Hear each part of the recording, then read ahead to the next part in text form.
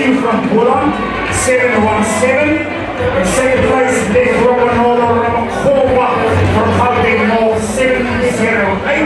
And in third, in the bronze medal position, Taboho Tahesa Umaranga, 6.99 meters. Well, let's see what's going to happen here. It's now about the 1,500 meter action. Hold on to your seats. This ride, that's going to be a fast and furious one. Sitting at the back, there's a young man who is powerful.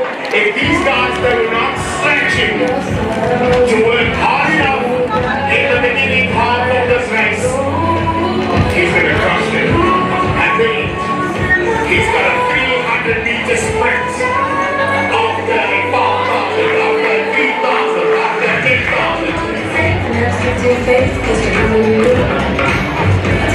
Oh, there's a young man also, the chasing 300-year-old Jason Books. Currently seated in the first position together with Stacey Nichols.